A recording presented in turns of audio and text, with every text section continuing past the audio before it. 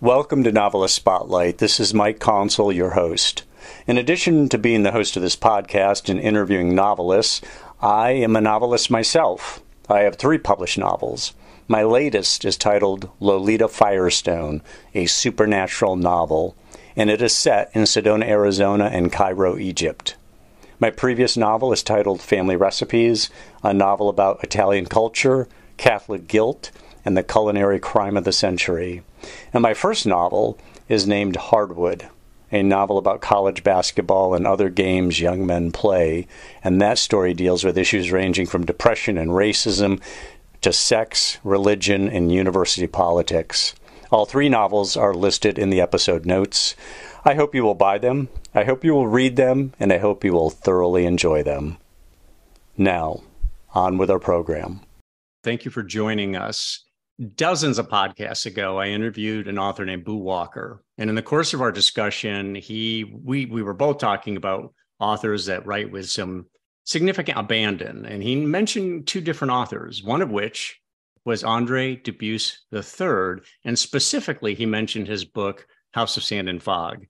And that really, the light bulb went off because I had seen the movie. I liked the movie very much, but I realized I'd never read an Andre Dubus book before. So I went out and got myself a copy of House in Sand and Fog.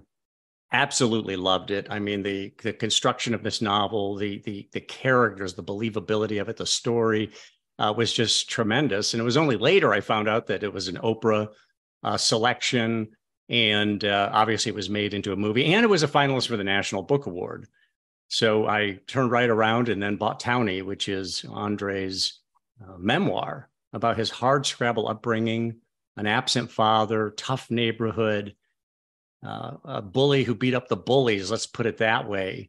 Got hard fists, lifted weights, but one day he sat down and started writing. We'll hear about that in a minute. But I also wanted to say I'm currently reading, actually just about to finish up, The Garden of Last Days, which is a fictionalization of the true story of a 9/11 hijacker visiting strip clubs or a strip club just prior to the 9/11 attack. That whole thing fascinated Andre Dubus because, wait a minute, this is a guy who's a devout Muslim and doesn't believe in this stuff. And yet just prior to making the ultimate sacrifice for his religion, what he saw as the ultimate sacrifice, there he is with naked American women and indulging in all the evils of America, as they might say. Great book. Might be made into a movie. I know it's being kicked around in Hollywood right now. Now, he's also released a new novel called, and it literally was just released within the last few days to my understanding of it. It's called Such Kindness, and the Publishers Weekly had this to say about the book, and I'm quoting, Dubus returns with a heart-rending account of one man's desperate quest to retain a sense of goodness under the long shadow of the financial crisis. This is a stirring addition to Dubus's formidable body of work, end quote. And I've said this on the podcast before. It's a great thing when you find a great author and you realize that he or she's got a bunch of books that you still have to get to. So you have a lot of great reading ahead. I'm only on my 3rd book just finishing up my 3rd book by Andre Dubus, but obviously there's more to go here. Just to tell you a little bit more about Such Kindness, Tom Lowe, a working class white man, is the main character. He's a guy racked with pain and addicted to painkillers, among other maladies. We know a lot about painkillers and getting hooked on those here in this country.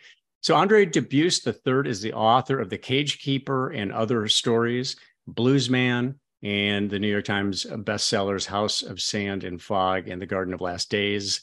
And his memoir, I mentioned, Townie, a number 4 New York Times bestseller and the New York Times Editor's Choice. His work has been included in the Best American Essays and the Best Spiritual Writing anthologies. And his novel, House of Sand and Fog, was a finalist for the National Book Award. I mentioned that. It was a New York Times #1 bestseller. Oprah Winfrey was a big proponent of it. And it was part of her fiction selections. And that really catapulted Andre Dubus into the national limelight. And that book was made into an Academy Award nominated film starring Ben Kingsley and Jennifer Connelly. Great movie. I'm glad I saw the movie first, because we all know when you read the book and then you see the movie, you're disappointed because you've already fixed these characters in your mind, in your imagination, the strength of a book that a movie doesn't have. So I'm glad actually, my policy now is I watch the movie, then I read the book. So I'm not so disappointed by the movie. I wasn't disappointed by this movie at all. And I didn't even realize I was going to read the book yet. He also has a novel called Gone So Long about an estranged father and daughter that was published in October 2018. I could go on, but I'll just finish up by saying that Mr. Dubus has been awarded a Guggenheim Fellowship, the National Magazine Award for Fiction, 2 Pushcart Prizes, and an American Academy of Arts and Letters Award in Literature. His books are published in more than 25 languages. He teaches writing full-time at University of Massachusetts, where the great Julius Erving played basketball. Although Andre Dubus is on the Lowell campus, I think that Julius Erving was probably playing in Boston. He lives in Massachusetts with his wife. I'm speaking not of Julius Erving, but Andre Dubus. His wife's name is Fontaine. She's a modern dancer. He's got 3 children, 2 sons and a daughter. And with all that, as you guys know, I don't usually do long intros like that, but we're talking to a distinguished author here, so I wanted to make sure that I filled this out in case you're not fully apprised of Mr. Dubus's accolades and such in his body of work. Andre Dubus III, not to be confused with his father, Andre Dubus II. Welcome to the program.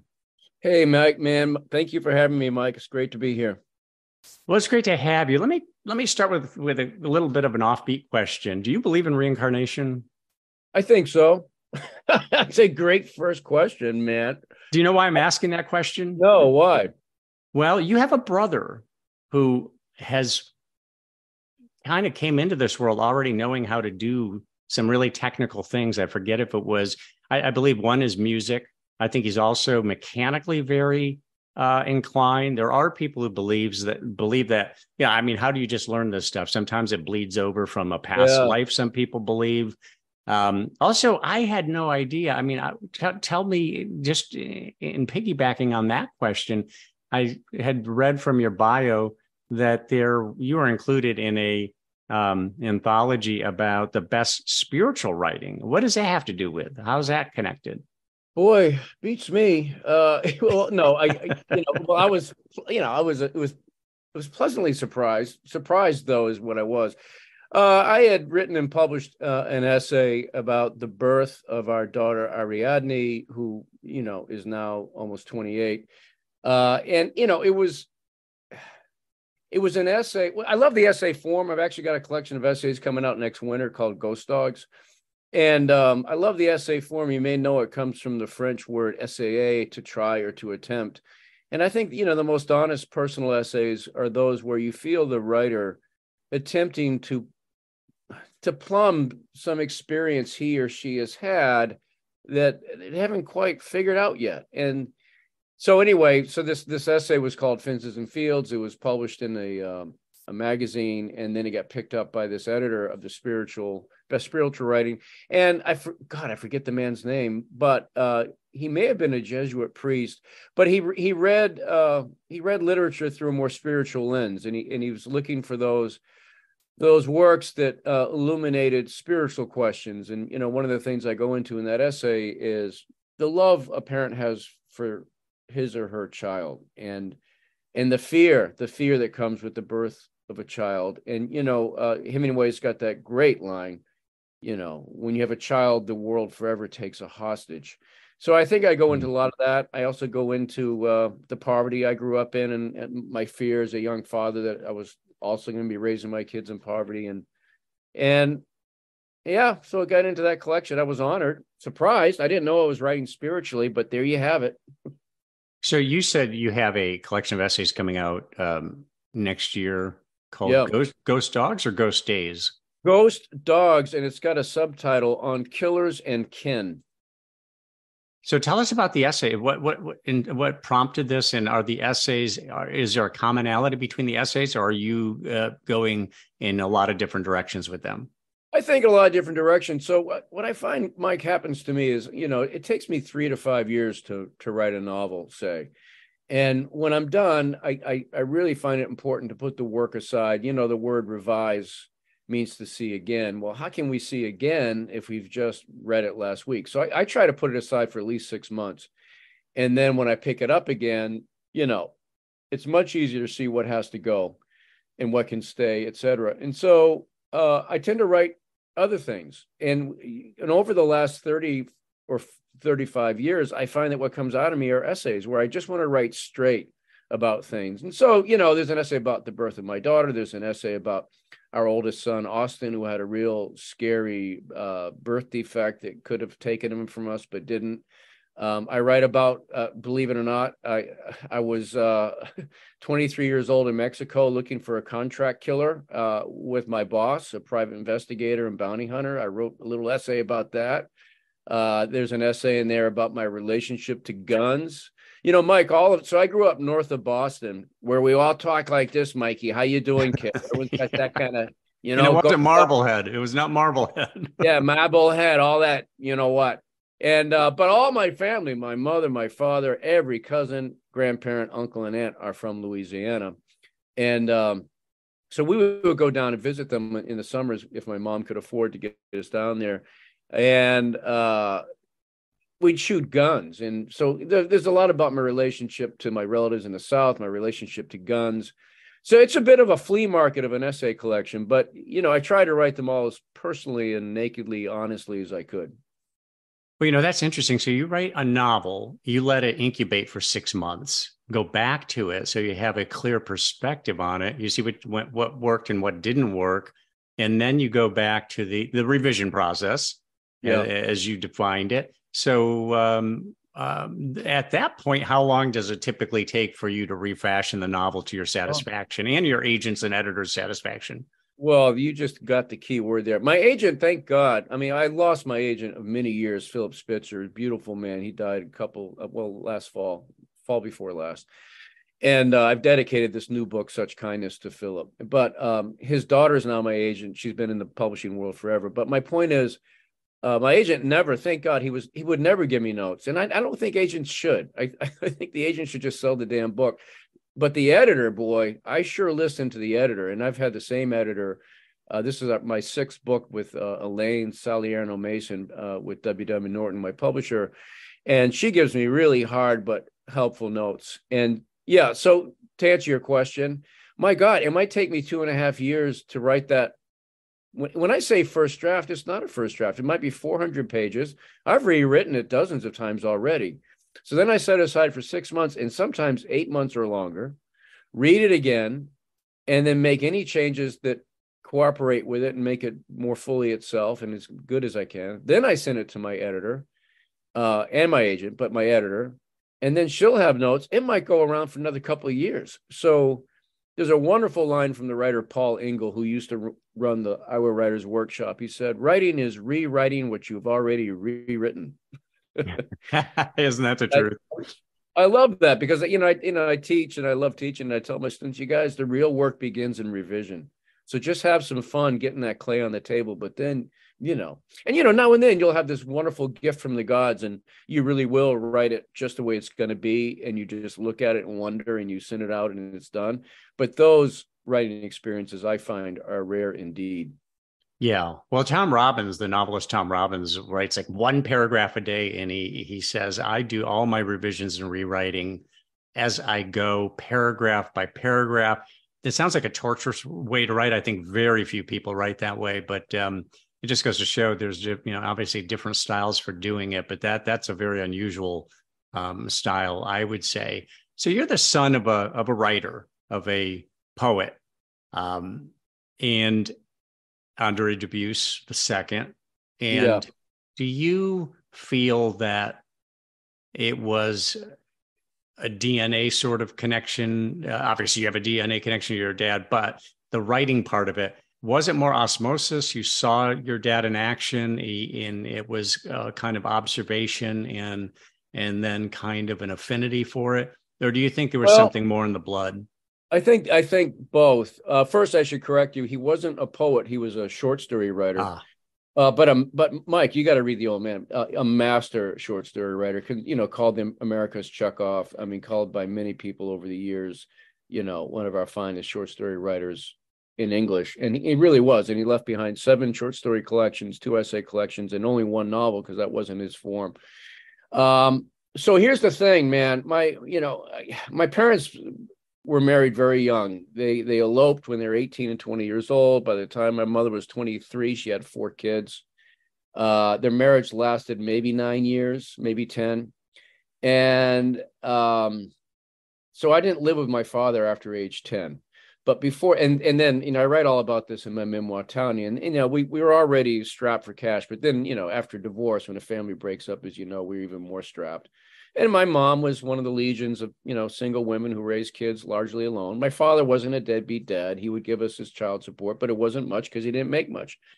And my mother didn't make much. And so we lived in these tough neighborhoods and low income neighborhoods. And it's really what I know best. So anyway, to get to your question about the influence, for years, and I was angry at my dad for years and, because he left us, but, I got over that. And, my point is, for years, people would, especially when I began to write and publish in the 80s, people would ask about my father's influence because of, yeah, I hate that Roman numeral 3 on my name, by the way. I think it looks so damn aristocratic. Who wants a "the" in their name? I freaking hate it. But it's complicated a little. It's okay. I'm stuck with it. I mean, I'm the son of a great writer with the same name, and that's how it is. But my point is, I would balk when people would bring in my dad into the discussion and say, "What do you mean? He had no influence on me. I was raised by my mother.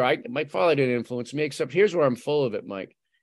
I have taught so many people over the years, and most people don't come from a family with a writer in it. I mean, most people, especially blue collar people in general, not to generalize too much, but we think that writers are they're all dead. All those people have books on shelves. People who wrote them are not here. Well, I had an incredible gift given to me by my father. Just as a young boy, I would watch a grown man go into a room in this tiny little house that we rented, shut the door. We all had to be quiet because Daddy was writing. And when I thought I remember I asked one of my friends once, I grew up with, working class kids. And I said, "Hey, so when does your dad do his writing?" He said, "Wiring. My dad's a plumber, not an electrician." So writing was a part of the conversation. But that gave me that gave my psyche a gift, Mike, because I saw a grown man go into a room, shut the door, and try to write something beautiful for someone he would never meet. And that went into my psyche. So when I began to write in my early 20s, there was no doubt that what I was doing was legitimate. And I really felt, well, this is as valid a road to take as, law school say. So that was a great gift my father gave me. I should say there are a bunch of us writers in the family. My father's first cousin is the incredibly prolific and gifted James Lee Burke, the crime writer. Oh, yeah. His daughter, Alifair Burke, my second cousin, is a writer. My father's sister, Elizabeth Nell Dubus, published 5 novels in her lifetime. Her daughter, Delaney Michelle, has published 3 books. I'm missing someone. There's another, and 2 of my 3 kids write. My 2 sons are gifted fiction writers and screenwriters. So I think it's something in the blood, brother. Yeah. More than Sounds anything. like a family business. Wow. Yeah, It's a it's tough weird. business, but you love it that it's tough. I heard you say that you love how hard it is to write fiction. I do, Talk man. about that. Talk about Well, that. look, so many of us don't get to love what we do. If we're lucky enough to even have a job, if we're lucky enough to even have a job that pays us to live comfortably, which, most of the world doesn't. And then on top of that, to love what you do. And what do I love about it? I'm 63. I started writing when I was 23. It has not gotten any easier. It's really interesting. I was a self-employed carpenter for years, and I still, I built my house, and I still have all my tools in my truck, and I'm a decent carpenter, but it took years years of screwing up before I could call myself a carpenter. But if I built more decks, I was a better deck guy. If I did more roofs, I was a better roofer. I did more kitchens, I'm a better kitchen cabinet guy. But whenever I start a new piece of fiction, Mike, It's like I pick up my hammer and I look at it and go, what the hell's a hammer? What's a hammer do? And, I used to hate the word author because it sounded so hoity-toity. Oh, she's an author. He's an author. Oh, screw you. And then because I prefer the word writer because it more closely matched what Hemingway calls the sweet labor of writing. But then I looked up the word author, I think I was still in my 20s, and I liked it better because one of the definitions of author is the originator or beginner of something. And you know what? That takes nerve. And in that respect, all of us are authors throughout the day. Many of us, I met a linguist at a party years ago, and he said, do you know that every day, every human being utters a sentence that no human being has ever said in the history of the world, which is a mind blower. Now, hey, how are you? No, that's been done a million times. But, if you actually think about it, we probably all utter a sentence that hasn't been said by anyone else in exactly that word order. It's a fascinating thought. So anyway, this whole author, originator, beginner something is very difficult. And especially with fiction where, as opposed to nonfiction, where you have no set of events that you're setting out to evoke, you're stepping into complete white space, hoping you'll bring something out. And I love the terror that comes, but also the faith. There's a wonderful line from some ancient Chinese poet. We poets knock upon the silence for an answering music. And I find that knocking upon the silence to be absolutely invigorating. Yeah. Like right now, I'm on a book tour, but I still brought my notebook and my pencils. I write longhand, and because I still got to get in my daily writing. And yeah, I love how hard it is, and I love that I don't think I've gotten. No, I'm about to. I like to think I may have gotten better at some aspects of it, but it hasn't gotten any easier, and I find that fantastic. Yeah, I've heard a lot of authors say that it doesn't get easier. You understand the process better, and you accept that you're going to have a lousy first draft, maybe a lousy second draft, but it's not as if you decode it and it suddenly becomes easy. What are the emotional or mental rewards of writing? Because it is difficult, like you say. So what's the reward? What's the payoff for you as a writer? Rumi, the 12th century Afghani poet, has a wonderful line: sell your cleverness and purchase bewilderment. William Faulkner was asked late in his life, what's the main thing a writer needs to do what you've done on this page, sir? And he said, well, it ain't talent, it's curiosity. And so to answer your question, for me, the payoff is if I actually step into that white space with genuine curiosity about, this new novel, Such Kindness, I think what grabbed my curiosity was, okay, for years I was a carpenter. And, if my writing career hadn't taken off, I'd probably still be a carpenter. And, my body's aging. And what if I got hurt? What if I got hurt? You don't get paid if you don't work in that kind of a job. But as a professor, if I call in sick for a month, I still get my salary. And so I stepped into that. Tom Lowe Jr. is the main character's name. So by stepping into a human situation that I'm curious about, trying to enter with empathy into someone else's reality and experience, the payoff, to answer your question, is discovering something I didn't know I would discover. Discovering, and this is the most enjoyable part for me. The character actually starts to say or do things that I wouldn't have seen coming, and that I don't think I would do. And it's a wonderfully weird alchemy. And it sounds kind of new age voodoo weird for those who haven't done creative writing, but the combination of the wonderful alchemy happens for me, Mike, when the fuel has got to be authentic curiosity. I can't have an agenda, which means I don't outline, which means I don't plan ahead, which means I don't come up with my story. I write one sentence at a time to see where it goes. But if that's the fuel, and if I bring in concrete, sensory, specific detail, active verbs, it begins to paint pictures, and it begins to bring me into a world. And the payoff is that feeling of, wow, I've discovered something genuine. And often the metaphor that comes to me, Mike, is I feel like the writing is like an excavation into the ground, and I'm digging and I'm digging and I'm digging, by hand. And then I find an underwater stream, and the current starts to take me somewhere, and I just let it go.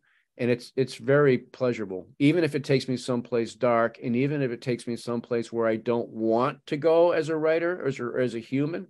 You know, you talked about my novel Gone So Long. That's from the point of view of a man who has not seen his daughter in 40 years, since she was 3 years old, because he killed her mother, his wife. I wanted no part of writing that story, but I couldn't let go of the question about what would it be like, right, if you've done the worst thing possible to the mother of your child, and your child no longer wants anything to do with you, but you still love that child. And of course, that idea came from an inmate I met. And so that's a long-winded answer, but the pleasure comes in this wonderful discovery of human truths on the page that you didn't see coming. It's a real turn on for me now. And I just can't imagine, knock on wood, that I'll ever stop loving that feeling. And that's why I write, man. It's not to publish books. I'm very grateful to publish books, but it's for that daily act. Yeah. That's some beautiful imagery there. And, you know, the people you write about common people, everyday people, and people who are struggling. And your new book, Such Kindness, is consistent with that. Tom Lowe has got issues. Tell us what you can about Such Kindness without giving it away. Yeah, well, you know, we live in a part of New England where, and this is probably true of a lot of the country, where you got one neighborhood, you know, where the lawyers and doctors live, and, you know, half mile away, you have Section 8 housing. And, you know, you've got the poor and the invisible are always among us.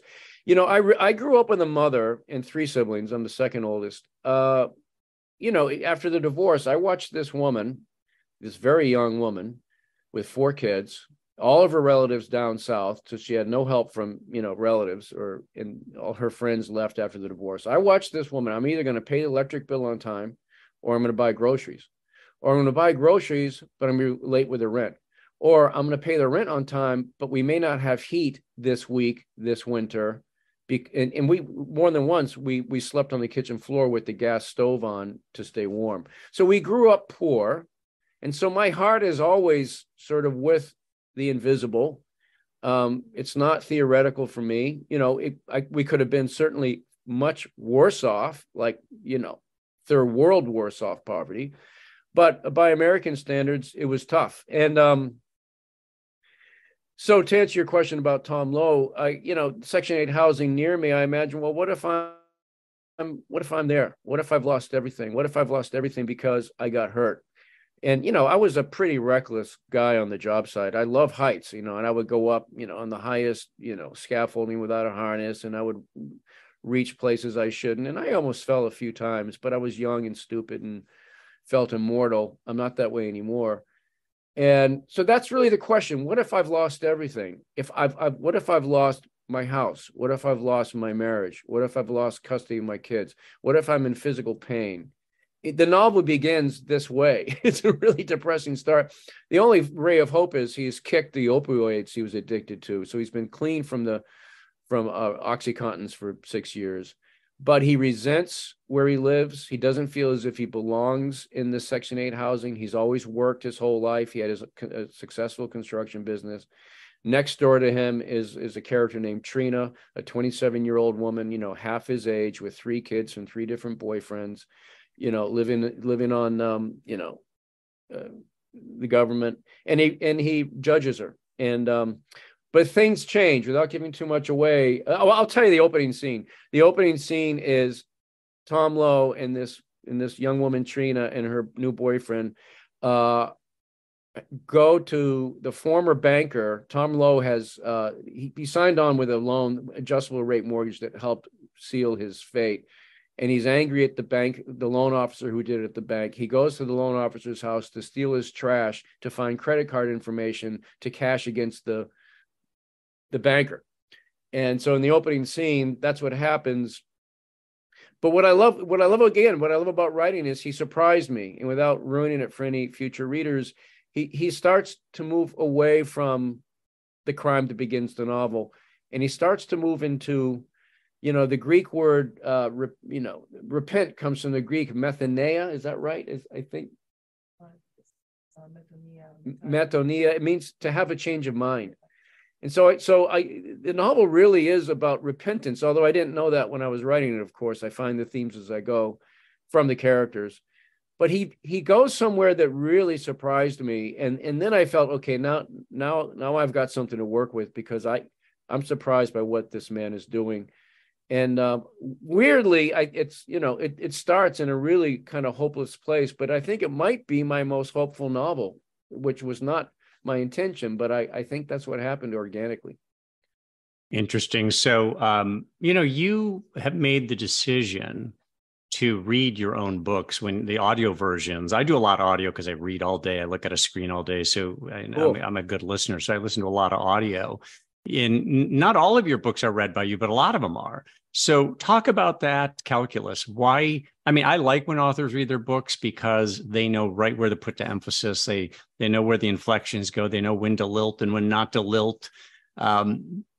What about that? Did you have, why do you read your own books? Is it just that you want to indulge yourself in the material all over again? You feel that maybe nobody else can do it the way you can do it because you know that material? It's all your intent? Well, it's interesting. I really don't feel that way. I think I'm okay at it. One of my best friends is an audio book actor, and he's done hundreds of books, and he's a master at it. I think I'm a working okay narrator. But here's how it came about. I've done all my books except one, and that's Garden Last Days, that was done by an actor. My novel House of Sand and Fog, one of the main characters is Iranian.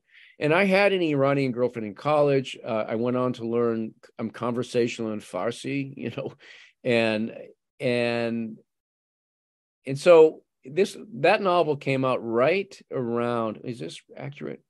Yeah, it was. Well, the movie 9/11 happened right around when that novel came out. And, there was a lot of not just anti-Saudi Arabian, anti-Egyptian, anti-Muslim sentiment and racism out there, but there was also anti-Middle Eastern anything. And I was afraid that whoever got their hands on that book to narrate it would butcher the Persian words in it. And so I wanted to read it because I speak Farsi. And it's a funny story, man. There's another narrator, first person narrator, a woman. And so HarperCollins did the audio, and I come home from teaching one day and my wife Fontaine says, "Oh, honey, I'm going to be narrating that book with you." I said, "You are?" He said, "Honey, you can't do a first person female narrator. What are you going to say? I reach for my panties and pull them over my hips." She said, so I called HarperCollins and said, "I'm going to do it." And, she's an actor as well as a dancer. And so she did it with me. We had a wonderful time. And so that was the first book I narrated, and I enjoyed it so much, I signed on to do it again.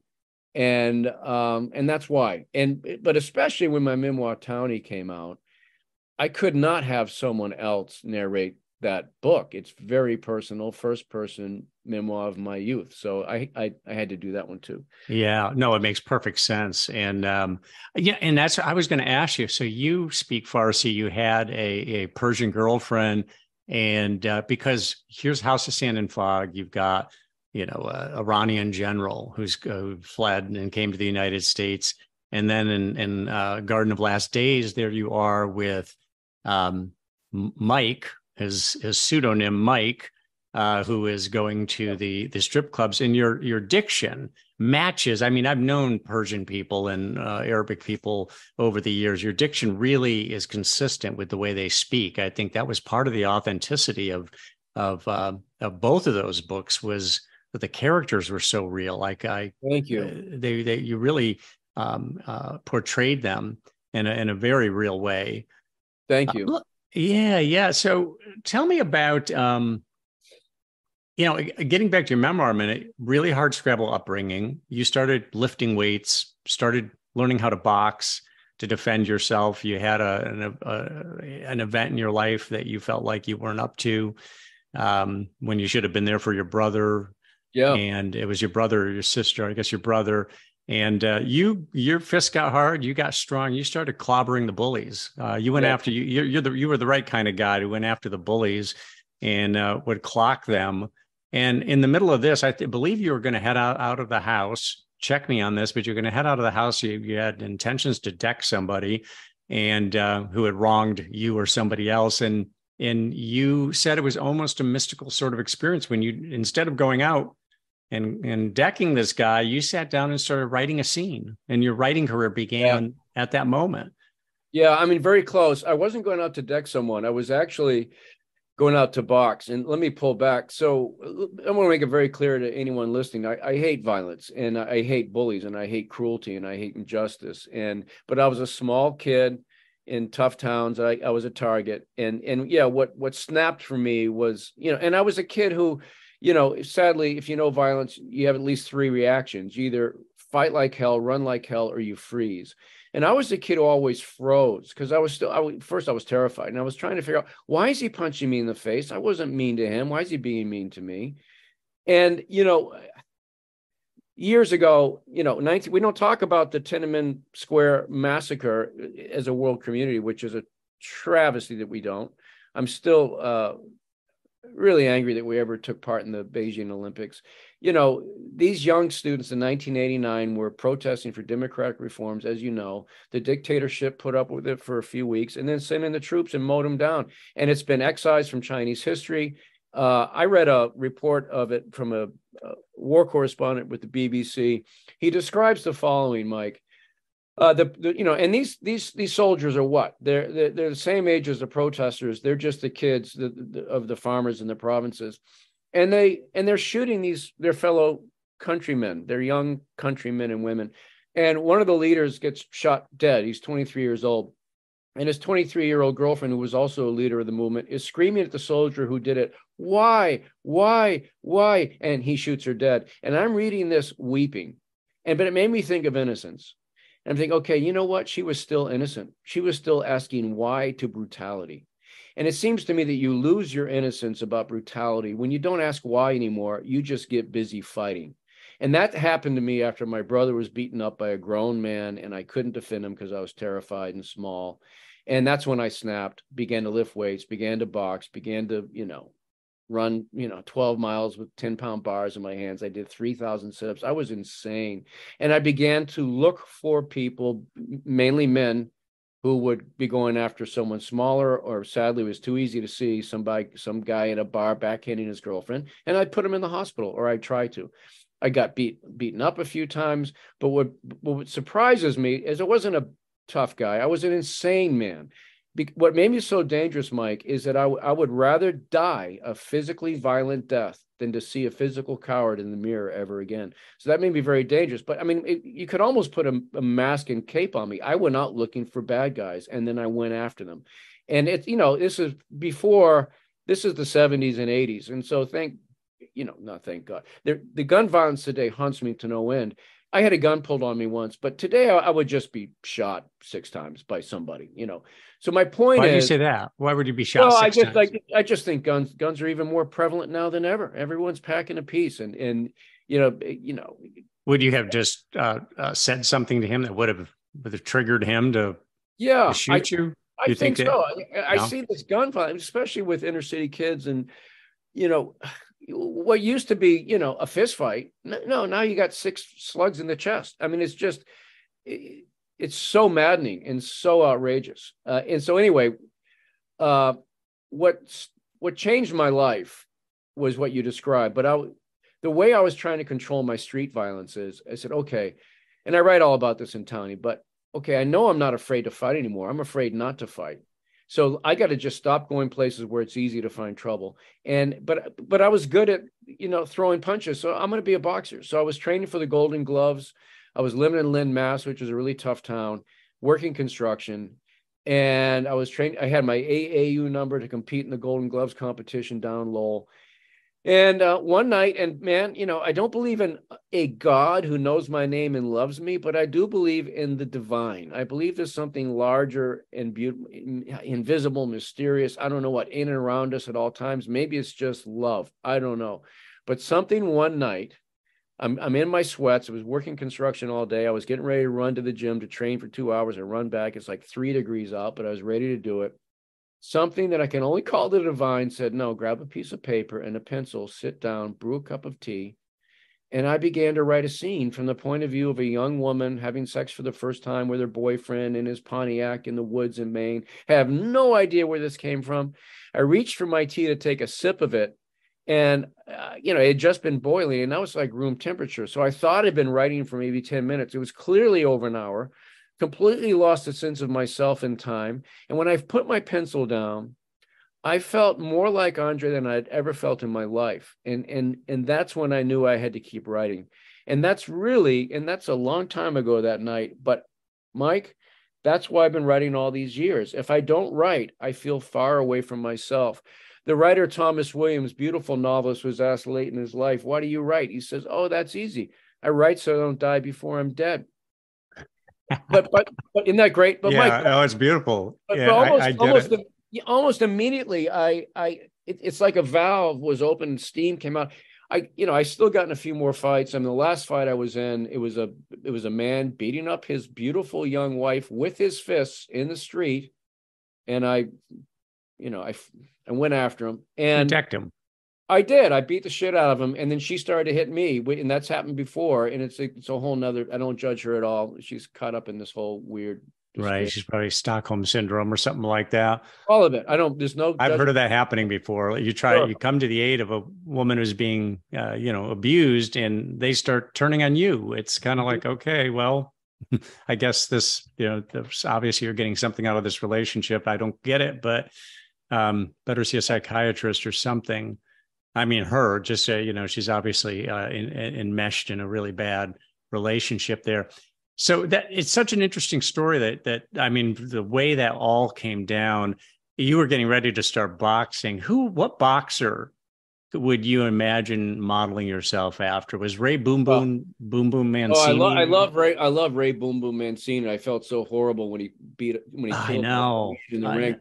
I mean, my hero was Sugar Ray Leonard. I just thought, I mean, and young kids today, thank God there's YouTube. They have no idea what a gifted. I remember those 50 punch flurries he would throw. Oh, he was amazing. I was more of a middleweight. I was smaller then. I was about 158, 160 pounds. Well, I'm not much heavier than that now, but I wasn't a big guy.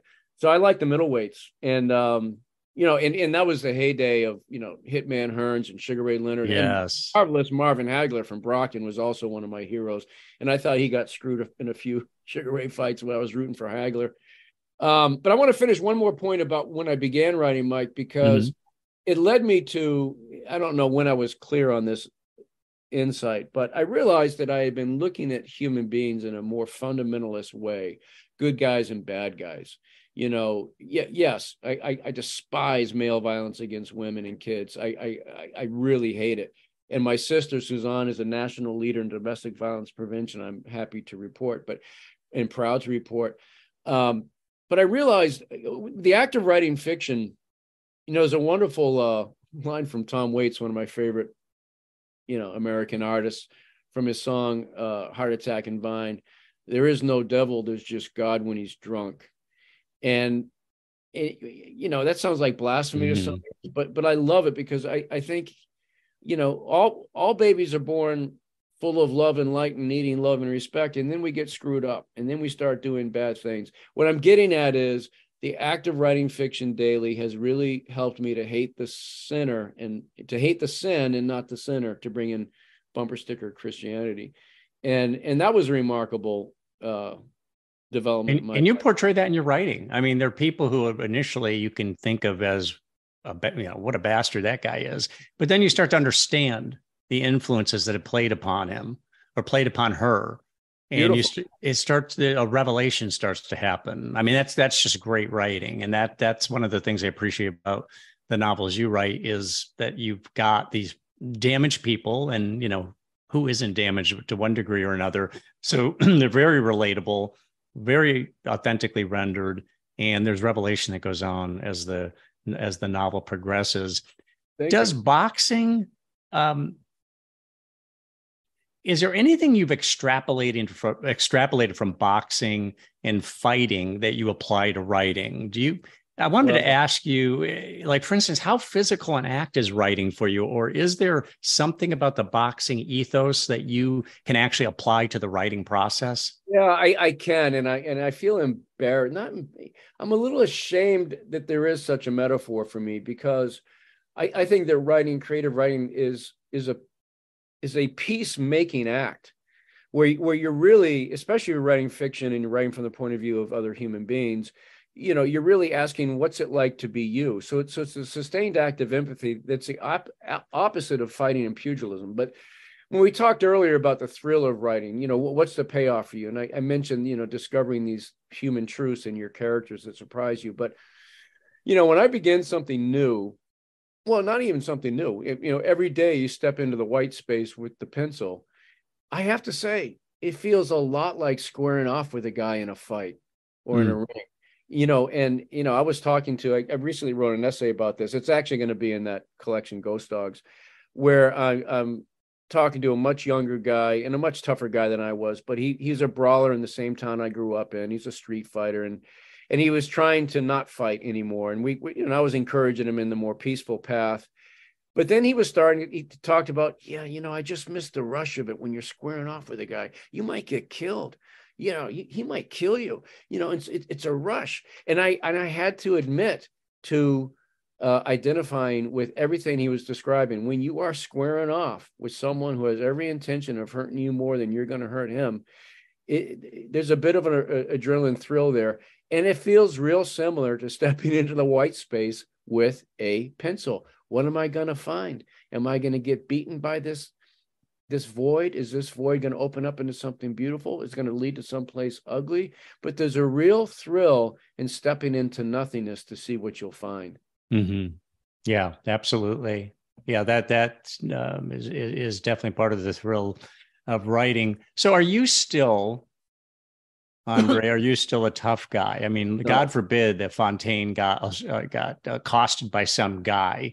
Do you still lift the weights? Do you still hit the heavy bag? Not because you want to hurt somebody, but because you enjoy the physicality of it. And would you be prepared in a situation like that? I know you're 63 now, so that's, I'm 63 as well. We're not what we used to be physically. So, but what about that? The answer is yes. It just occurred to me just recently that next year I will have been working out 5 to 6 days a week for 50 years. Wow. I still lift weights 4 to 5 days a week. I don't run anymore because of my back and knees, but I'm on my bike. I do 40, 50-mile-hour bike workouts 3 times a week. I'm in really good shape. I still grab, 85-pound dumbbells for my presses, but everything hurts. There's some things I can't do because of both shoulders and an elbow and a back. But no, I'm still in really good shape, and that's not hubris. I just am. But I think the reason is, I think that, honestly, I'm still hyper vigilant. I've got a friggin' baseball bat beside my bed. We live in a beautiful, big home I built with my bare hands with my brother, with Oprah money. Oprah helped me build it. She was on the phone a lot on the job site. I say, Oprah, take the nail gun. But I'm kidding. But we live in this beautiful house on these 2 acres in the woods in this, wonderful, gentrified town, where the chances of bad guys coming down the driveway are remote. But I still have a baseball bat beside my bed. I'm still waiting for danger. For years, Mike, I could not. Well, it's still true. I still at a restaurant need my back to the wall. I need my back to the wall to see who's coming in. And, if there's a fight, honestly, this past February, I was in Manhattan meeting my publisher, and there was a street fight right in front of the New York Public Library. And like 40 people were watching this one guy wail on another, and nobody was jumping in. And I jumped in and I broke it up. But the reason and one guy after said, well, wow, that took a few, whatever. I said, no, you got to stop these guys from hurting each other. But I realized I jumped in because I still have my right cross. I still have it in my back pocket. I was going to ask you, that's your punch? How the right cross is your money? The right punch, cross, man. That was it. I mean, right from the back foot and the twisting hip, the pivoting hip. I mean, I knocked out guys with that, and I can still feel the ability to do it. And it's a cliche, but it's, it's like the gunfighter whose guns are in the hope chest at the foot of the bay. He doesn't ever want to take out again. And the truth is, I haven't been in a fight in years, and I don't ever want to be in a fight again. And I don't want my kids to ever be in a fight. And I hate violence, and don't even get me started on guns. But I'm always looking for it. I'm always waiting for it. And I think if I ever get sick or injured, like if I have the flu or if I can't work out for a week from an injury, I begin to feel imperiled. It's hypervigilance. I get it. If I'm not in good shape, how can I defend my loved ones?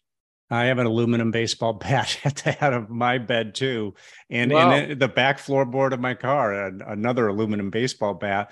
Just in case. I haven't been in a fight in decades, but you just don't know what you're going to encounter, and I'd rather not be a victim, and so I'd rather be prepared.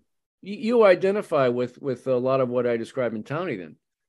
Yes. And for whatever reason, I've always, and I didn't grow up in a violent town at all. It wasn't like that, but for whatever reason, I've always, maybe it's a past life thing, I don't know. I've always laid down at night and just at times, any given night, I could imagine somebody just kicking the front door in and coming in after me for God knows what reason, maybe just a mistaken identity. And, we don't keep firearms in the house. My wife doesn't like them. I'm not a fan of them either. So an aluminum baseball bat will do just fine in most circumstances. Do you know if you own a handgun, you are 400 times more likely to get shot? Yeah. I've heard, I didn't know that, but I know the statistics are lousy. And if you have kids around, you certainly don't want them. That's right. That's right. One of the essays in that book, Ghost Dogs, deals with when my brother and I built our house. We built an in-law apartment for my wife's aging parents. They lived with us he was with us for 7 years before he died at 90. She was with us for 15 years and passed away at 99. Just a beautiful woman and one of my best friends. And anyway, he had a couple of handguns, and I wouldn't let him bring them into the house. I said, no, we cannot have kids and guns in the same house. And he finally relented and got rid of them. But yeah, man, I'm anti-gun with all my soul. Yeah, well, fortunately, the stats, I mean, fortunately or unfortunately, what I understand is there's fewer and fewer households that actually have firearms, but the people who do own firearms, they tend to buy a lot of them. They build an armory up. There was a lot of paranoia about this, the shit's going to hit the fan.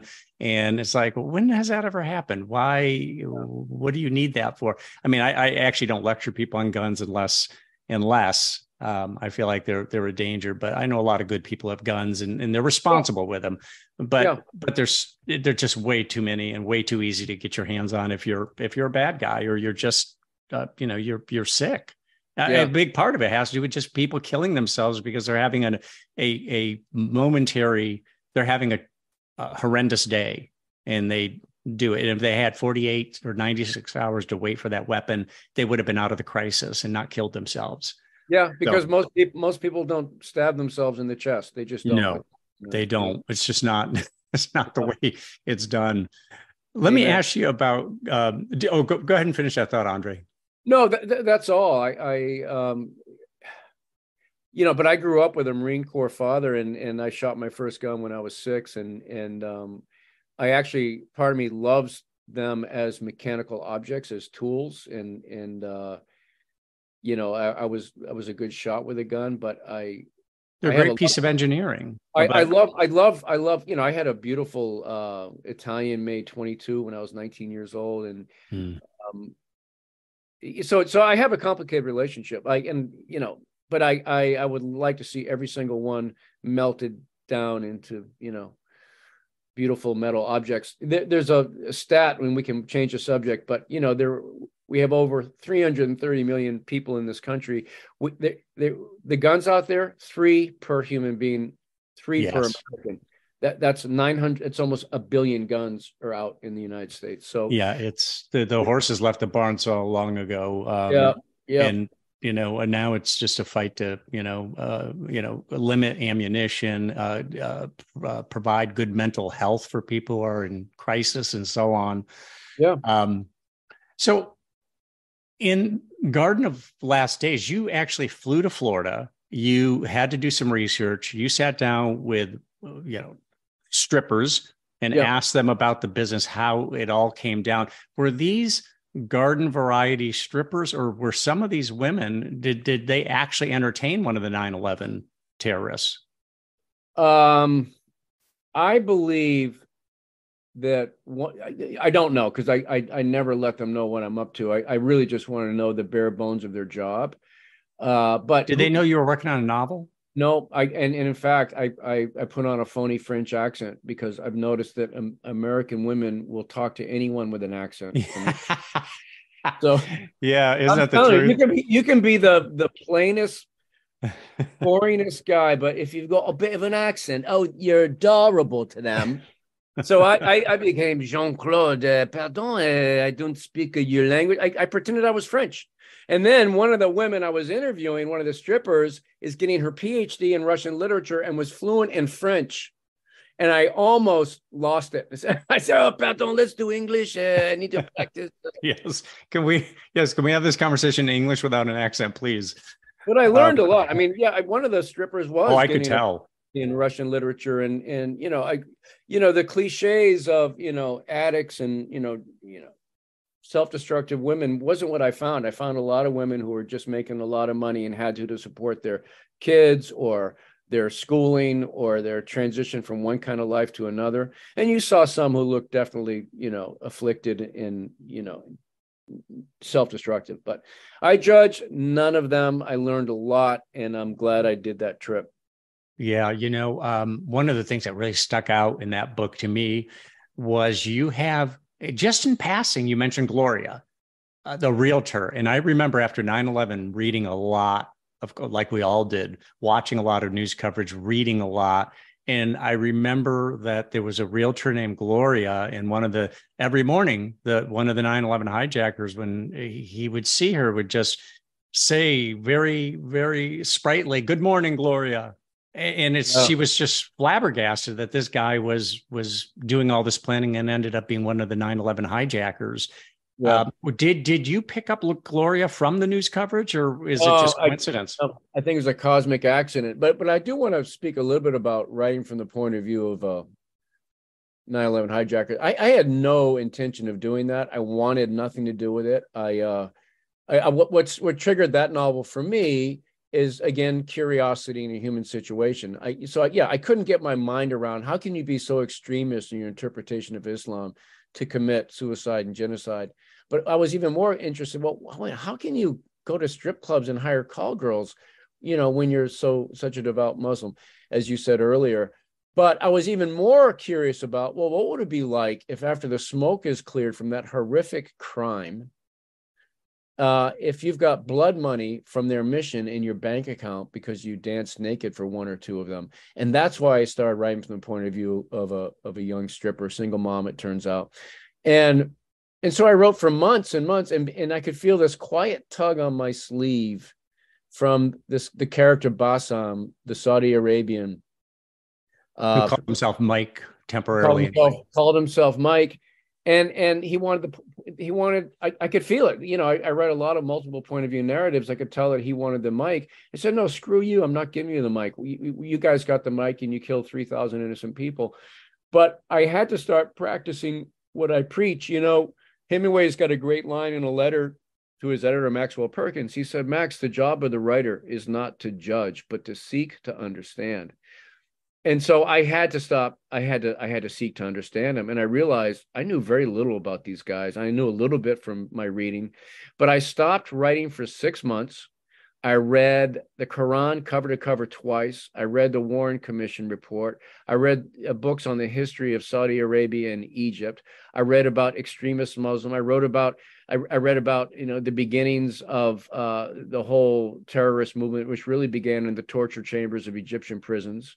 And I learned so much.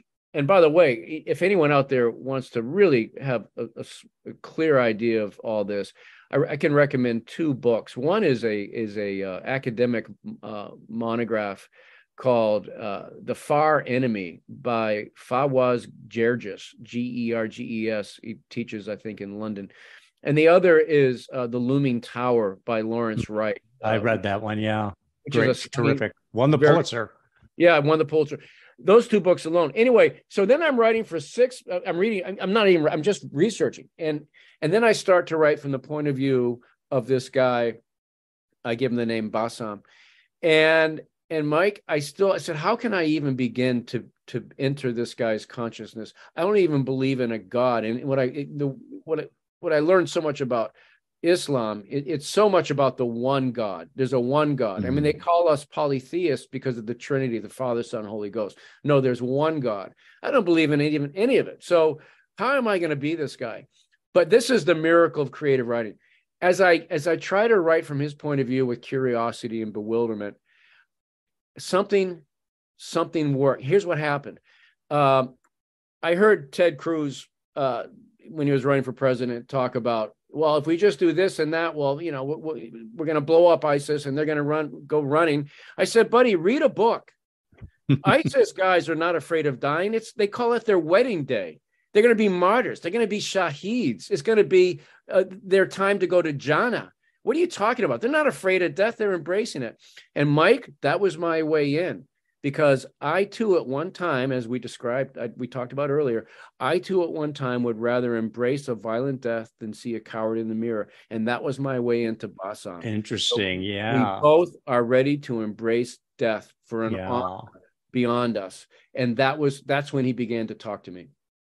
You know, Mike or Bassam, you really, if it wasn't for his murderous intent, if you listen to him, you understood that he didn't like the alcohol. I mean, he was imbibing, and he understood the feeling that the sway people came under when it came to alcohol, but he didn't like the nudity. He didn't like the alcohol, the wasting, just the use of money. It was people who are totally run by their senses rather than some core belief. Yeah. And in a sense, you could have thought this is a devoutly religious man if it wasn't for the fact that he had been indoctrinated in a way that he was going to murder a bunch of people to try to glorify God. I mean, it's so antithetical to anybody who believes in a divine will or supreme being.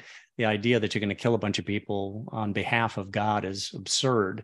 But you gave understanding of Mike or Bassam. You could understand him and almost see him as a victim because he obviously was indoctrinated by a lot of bad people and convinced to do something that he probably otherwise never would have done.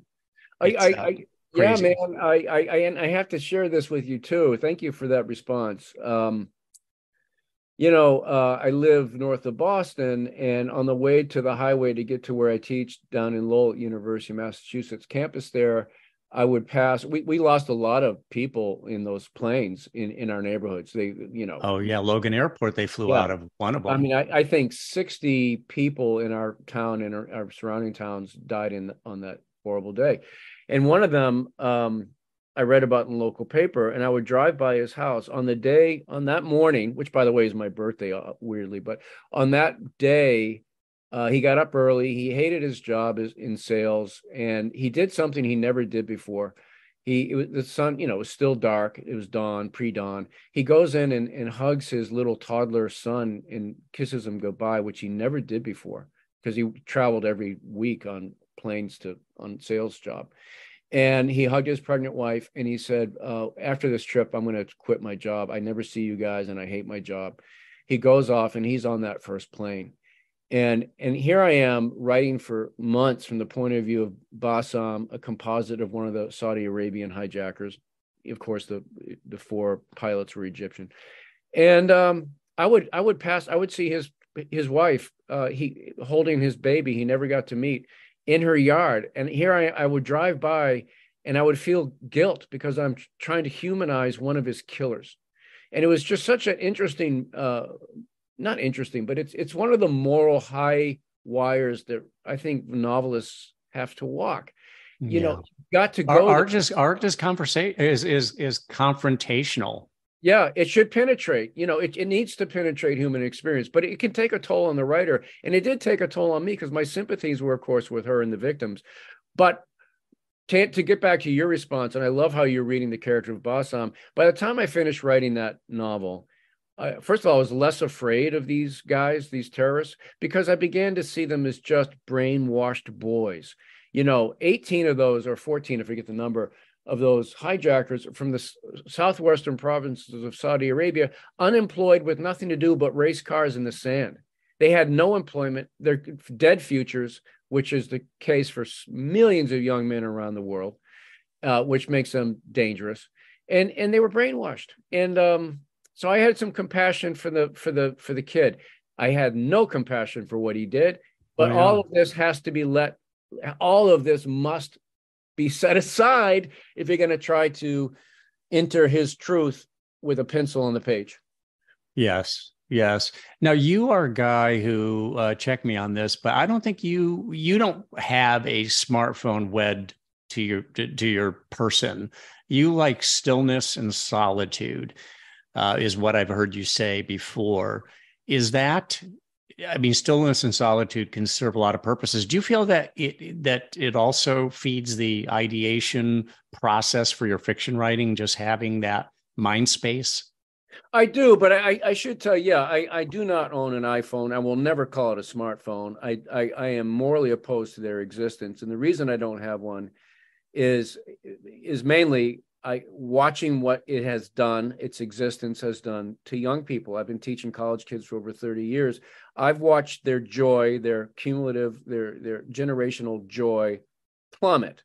It's not mass shootings. It's not climate change. It's not. It's staring at those goddamn crack gadgets 6 to 11 hours a day and having their lives and their moments usurped by all that crap that's on it.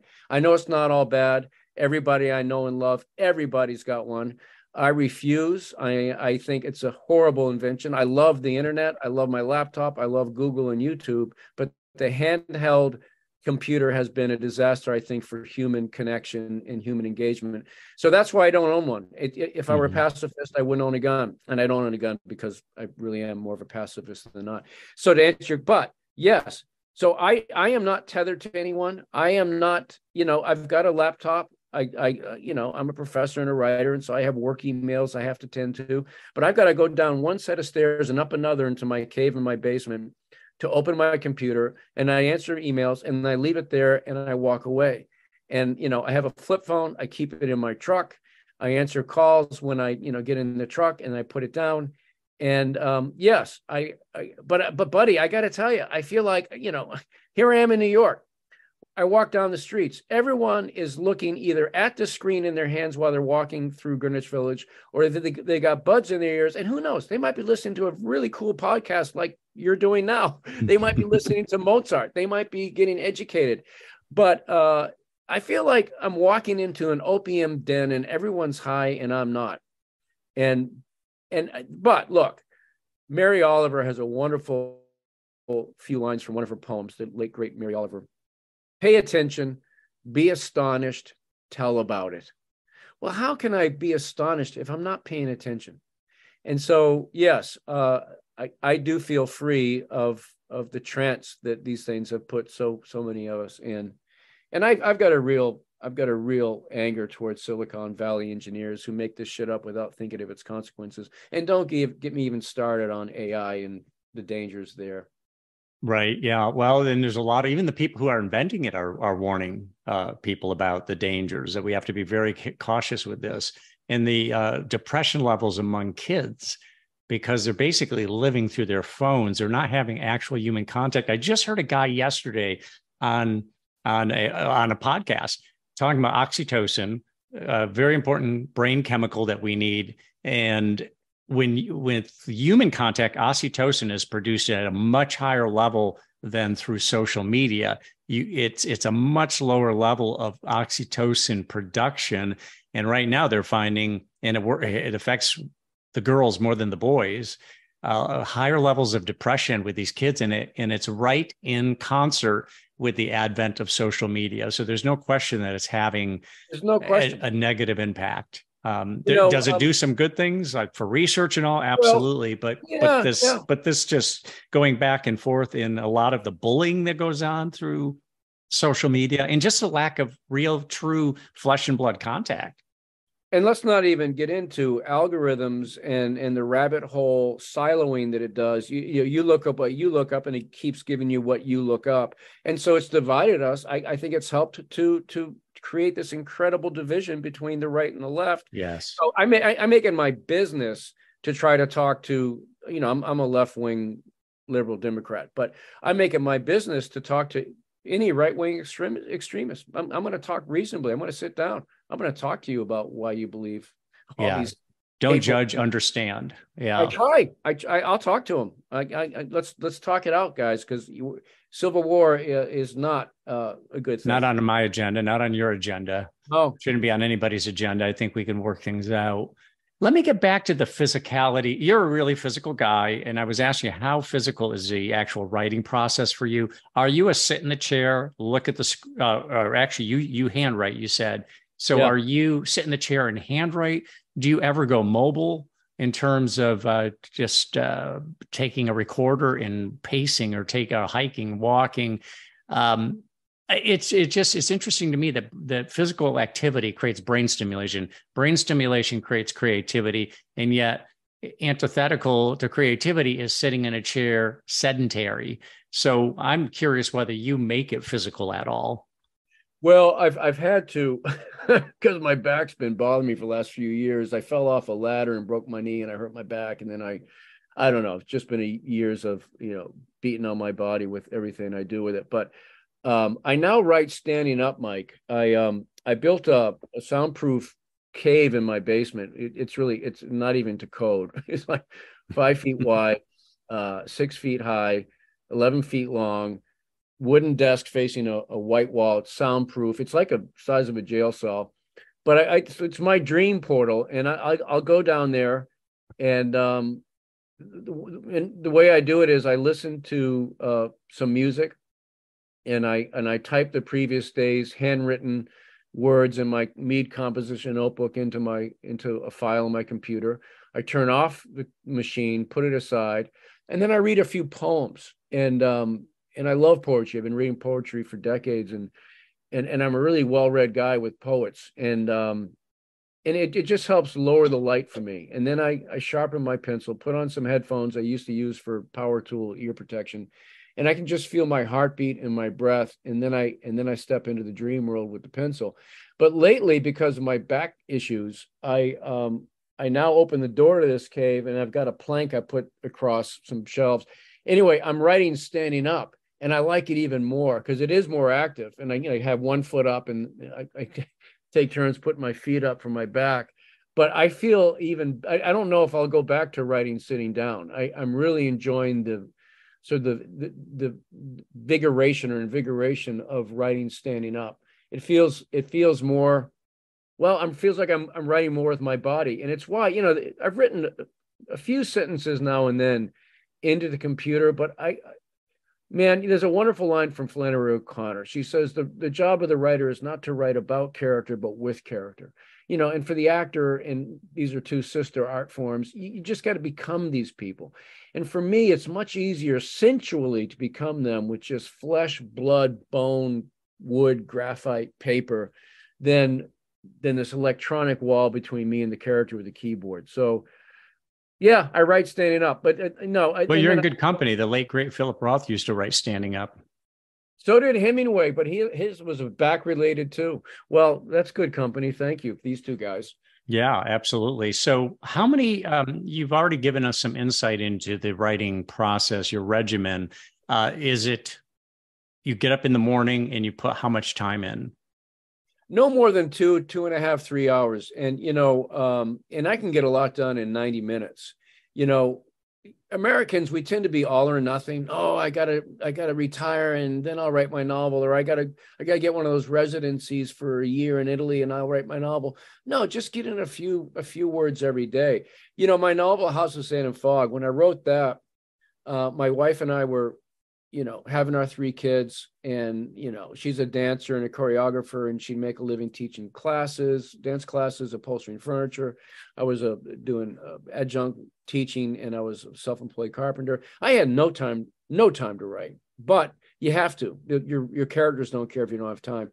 So I would get up early and I would go to a graveyard not far from my house because we had a tiny apartment, no place to write. And I wrote in my car next to a grave, and but for 15, 18 minutes. And then I would go, do carpentry. I'd teach a night class. I'd go back to that grave. I'd write another 15, 20 minutes. And I did that for 3 years.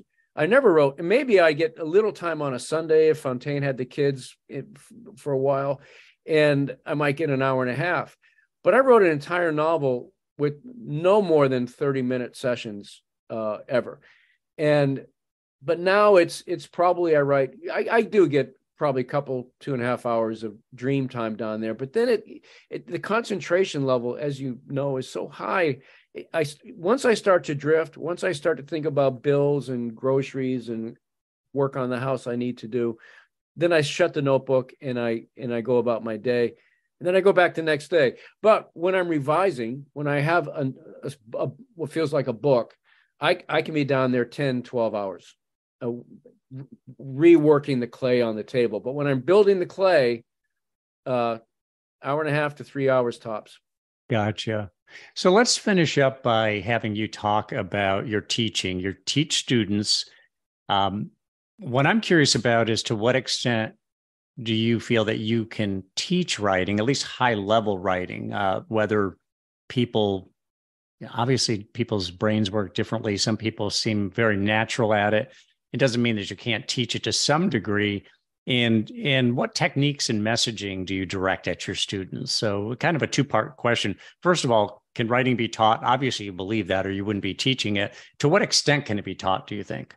Well, good questions, man. Writing can absolutely be taught in the same way that I can teach someone how to frame a wall. That doesn't mean they're going to become writers or carpenters. That's a whole nother mystical alignment of cosmic stars. It's none of my business. Here's the challenge for me of fine art instruction. The challenge for me is you don't want to demystify too much what is really something quite mysterious. It is quite mysterious that human stories exist inside our psyches and need to come out. It is quite mysterious, right? Human beings across the world, whether it's a literary culture or oral storytelling culture, or what have you, humans across the world are fed by stories. And if nothing else makes me believe in the presence of a human soul, it's what really well-wrought stories, they go inside us to a part of us that I can only call spiritual or soul, into our psyches that are collective. It's a very mysterious thing, and there's no right or wrong way to do it. You're talking about Tom Robbins and how he works every paragraph. Well, that's his way, right? There's no right or wrong way. And so I work very hard on making clear that this is a big mystery, everybody. All right, so then what's the point of a creative writing class? Well, here's my task. I think the job then of the creative writing instructor is not to demystify the process itself, but to demystify the tools that take us to a very mysterious place, which is the human imagination. Every human being is born with.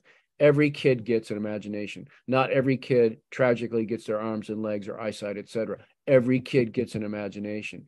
And one of my favorite definitions of art is from Leo Tolstoy, who said famously, art is transferring feeling from one heart to another. Well, how do you do that? Well, it's got to illuminate human truth. Well, how do you do that? So here's what I try to teach. I tell them to trust what they're curious about. It's not about the writer. It's not about the writer at all. Blaise Pascal said anything written to please the author is worthless. It's not even about the reader. Yes, ultimately you want to give the reader a feast, but first it must be about these sacred beings called characters. And whether that character is the younger you in a memoir or essay, or the characters in your novel or short story, your job, and I think it's a sacred duty, is to bring them to full fruition on the page. And how do you do that? Well, ladies and gentlemen, these are the tools: active verbs, concrete specific detail, sensory detail, point of view and psychic distance, and dialogue, direct dialogue, indirect dialogue. All of these tools in the writing toolbox, that's what I focus on. But I spend the first few days or weeks of a class just getting them to free fall into their psyche, to see what it is that haunts them, that has wounded them, that they desire, that is bigger than they are. And if nothing else, and this is really what I talk about in creative writing classes, I believe the writing is larger than the writer. And our job is to step into it with humility and openness and non-judgment. And as Lao Tzu said, to soften the light and become one with the dusty world. Well said. My guest has been Andre Dubus III. He's got a new novel out. It's called Such Kindness. Tom Lowe is the character that will absorb you. He's got problems on his hands, just like so many of Andre's characters. That's now available in print or audio. I'm just finishing up and highly recommend Garden of Last Days, about the fictionalization of the 9/11 terrorists and how they availed, at least his character in this one avails himself of some strip clubs, and very interior novel, a lot of internal monologue. And isn't that where life happens for everybody? It really happens between the two ears, even though there's all this outside stuff. It's really all about what happens in the brain and in our interior. And of course, House of Sand and Fog was his big break. He's got a lot of other books. Really, really pleased to have you on the program, Andre. This has been a lot of fun. You're always so forthcoming with everything, really, everything to do with writing and with life. You're always very forthcoming. So I really appreciate that. Thank you for coming on the program. Mike, it's been a real pleasure, man. I really enjoyed talking to you. Thank you. And thank you for reading my work.